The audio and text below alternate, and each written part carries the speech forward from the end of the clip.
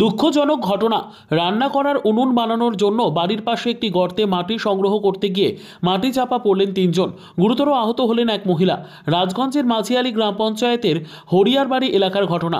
স্থানীয় সূত্রে জানা গিয়েছে, রাজগঞ্জের মাঝিয়ালি গ্রাম পঞ্চায়েতের বন্ধুনগর কালীনগর পাকা রাস্তায় হরিয়ারবাড়ি এলাকায় একটি কালভার্ট প্রায় 6 মাস আগে ভেঙে গিয়েছে। তাই রাস্তার গুরুত্ব বিবেচনা করে কিছুদিন আগে সরকারিভাবে কালভার্ট তৈরির কাজ শুরু হয়েছে।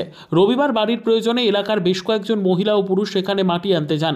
সেই সময় মাটি চাপা পড়েন তিনজন। স্থানীয়দের বিষয়টি নজরে পড়তেই তড়িঘড়ি তাদেরকে উদ্ধার করেন। তাদের মধ্যে একজনের মহিলার অবস্থা আশঙ্কাজনক। তাকে চিকিৎসার জন্য ফুলবাড়ির এক বেসরকারি হাসপাতালে নিয়ে যাওয়া হয়েছে। অন্য এক পুরুষকে নিয়ে যাওয়া হয়েছে রাজগঞ্জ গ্রামীণ হাসপাতালে। খবর পেয়ে ঘটনাস্থলে ছুটে আসে রাজগঞ্জ থানার পুলিশ। আরও কেউ চাপা পড়ে থাকতে পারে সন্দেহ করে আর্টমুভার দিয়ে তল্লাশি চালানো হয়, তবে কারো খোঁজ মেলেনি। স্থানীয়রা দ্রুত গতিতে কালভার্টের তৈরির কাজ সম্পন্ন করার দাবি তুলেছেন। পাশাপাশি কেউ দুঃখজনক ঘটনা। রান্না করার উনুন বানানোর জন্য বাড়ির পাশে একটি গর্তে মাটি সংগ্রহ করতে গিয়ে মাটি চাপা পড়লেন তিনজন। গুরুতর আহত হলেন এক মহিলা। রাজগঞ্জের মাঝিয়ালি গ্রাম পঞ্চায়েতের হরিয়ারবাড়ি এলাকার ঘটনা। স্থানীয় সূত্রে জানা গিয়েছে, রাজগঞ্জের মাঝিয়ালি গ্রাম পঞ্চায়েতের বন্ধুনগর কালীনগর পাকা রাস্তায় হরিয়ারবাড়ি এলাকায় একটি কালভার্ট প্রায় 6 মাস আগে ভেঙে গিয়েছে।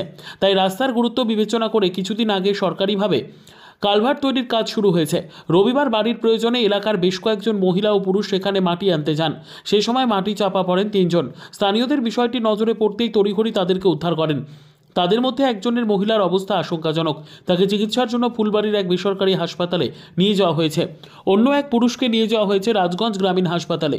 খবর পেয়ে ঘটনাস্থলে ছুটে আসে রাজগঞ্জ থানার পুলিশ। আরও কেউ চাপা পড়ে থাকতে পারে সন্দেহ করে আর্টমুভার দিয়ে তল্লাশি চালানো হয়, তবে কারো খোঁজ মেলেনি। স্থানীয়রা দ্রুত গতিতে কালভার্টের তৈরির কাজ সম্পন্ন করার দাবি তুলেছেন। মাটি নিয়ে যায় তো অনেক লোককে কিন্তু বাধা দিয়েছিলাম, পঞ্চায়েতেও আসে বাধা দিয়েছে, আমরাও আসে বাধা দিয়েছিলাম।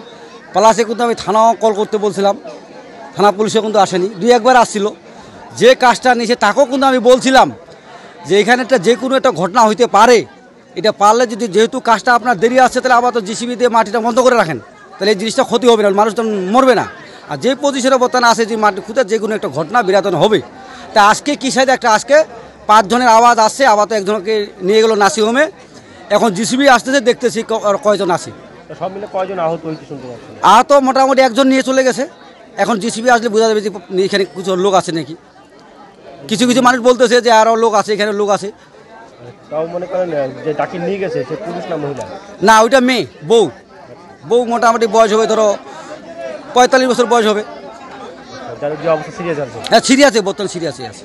আচ্ছা, বাকিগুলো লোক আহত হয়েছে না, এখনো কোনো খবর পাওয়া যায়নি, কিন্তু শোনা আছে বলে এখানে বলে ওরা লোক পুতা আছে বলে। একটা বলে বাচ্চা